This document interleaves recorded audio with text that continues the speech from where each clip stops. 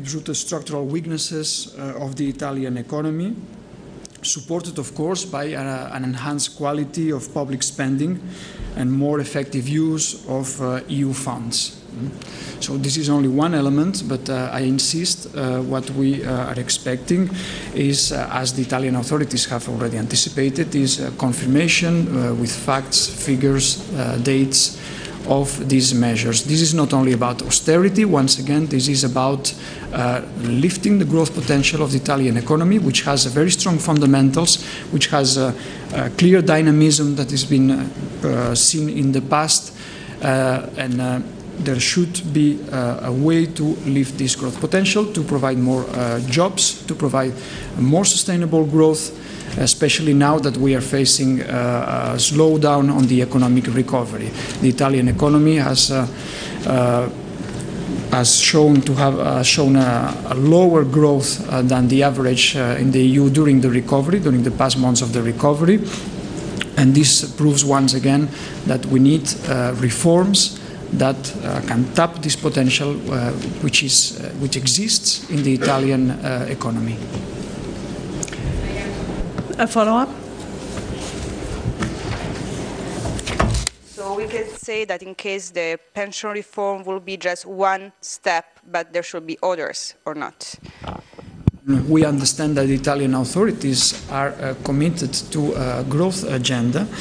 This is actually the discussion that has been taking place over the last weeks on this growth package, and I insist on the word package. So it's not something that comes from Brussels, it comes from Italy, but of course it is important to have clarity on all these measures, not only for the European Commission, by the way, for the European partners of Italy, as it was clear during the discussions over the last days, and also in terms of reinforce the confidence among market participants on the capacity of the Italian economy to face the present difficulties. Okay, thank you, Amadeo. Yes, go ahead. Yes, I have a couple of questions for Amadeo. What will happen if the Italian government will arrive on Wednesday at the European Council with no measures at all? And among the measures quoted by Mr. Van Rompuy and Barroso, there was also the reform of justice. Could you please elaborate this request? Was he referring to penal justice or just civil justice?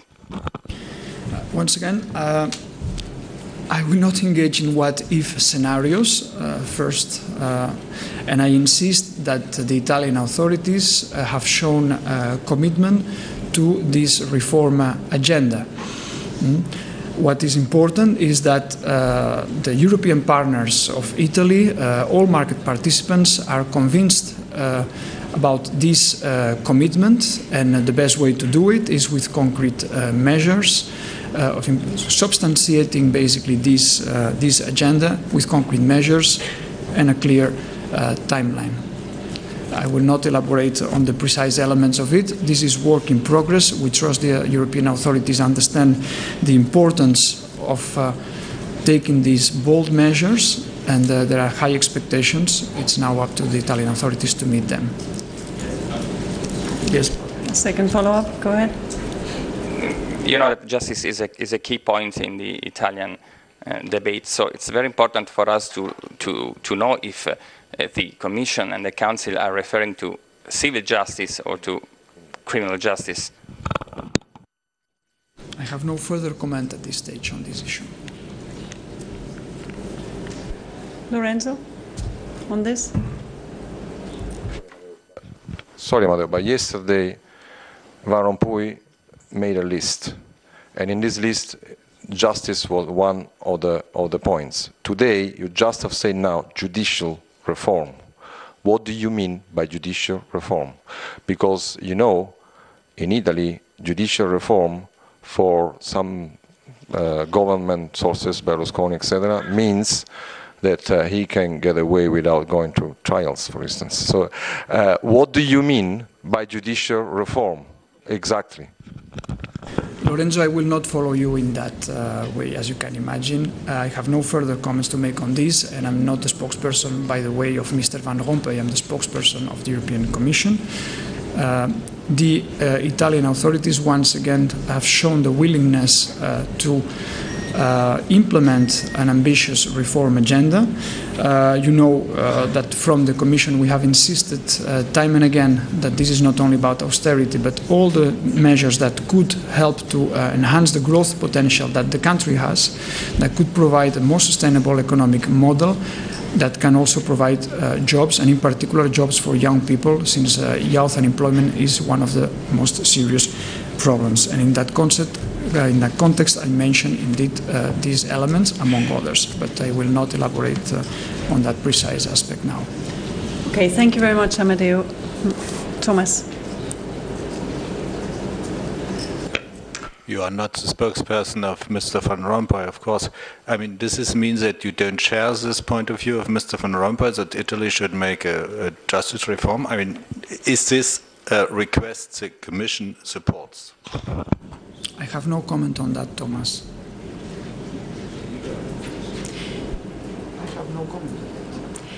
Take it as Thomas, our focus yesterday were on the commitments of Italy for fiscal consolidation and indeed and growth enhancing measures, and that is what Amadeo has just explained. If there are issues, other issues, please raise them with indeed in this instance the President of the European Council in as far as it relates to remarks made by the President and not with us. I think that's a fair request. Our focus was this one, and indeed that's what we already said last week, and that remains the case. Sorry, Pierre. I mean, this is a normal question whether the Commission supports this request, yes or no. I mean, you just have to say yes or no. Well, where's the problem? Very happy to go back and give you exactly what we've said about this in the past. Any other issues? Florence.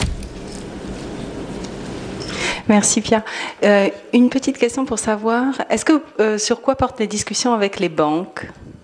Quel est l'ordre du jour? Il y a bien 3 points, le haircut grec, la recapitalisation et la participation des banques au SPV. Est-ce que tu peux nous éclairer là-dessus? Mais ça, je crois que je l'ai clairement exprimé au début quand j'ai fait référence effectivement à ce que M. Barroso a indiqué hier, que évidemment la question des banques, même si un très large consensus a été établi ce week-end, reste lié au reste du paquet. Et donc, nous n'allons pas pouvoir, disons, communiquer là-dessus non plus davantage avant d'avoir un résultat sur le reste.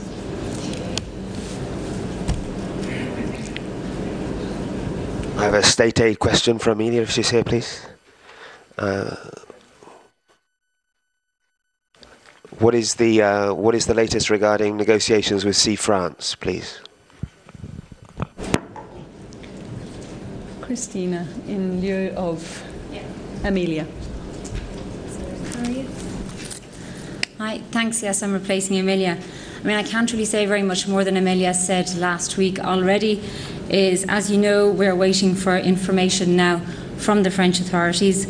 The solution to this case means that the French would have to provide proof of a loan from an independent authority, and we are waiting for news this afternoon from France. Thanks very much, Christina. Nikos? There was perhaps on the same issue. Okay, Christina, just one more. Hugues.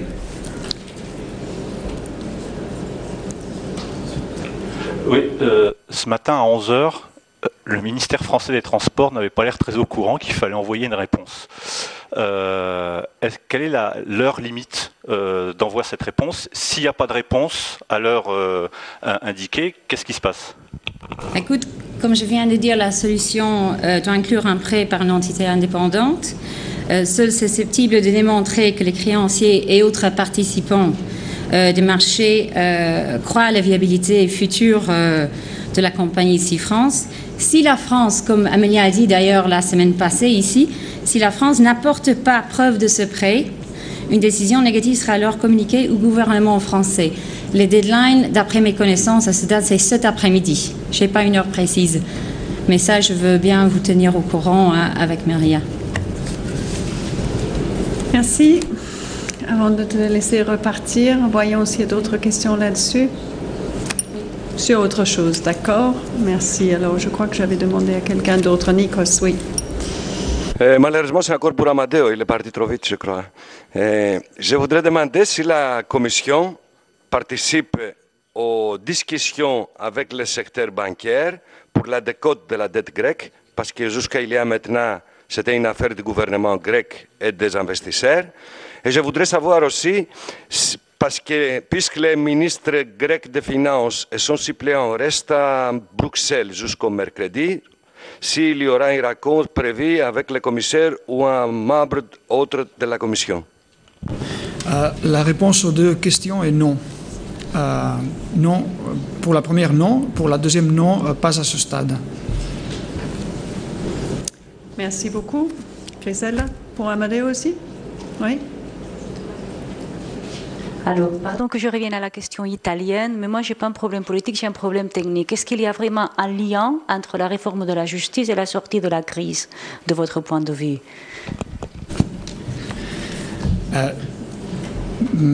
Pas de cette façon-là.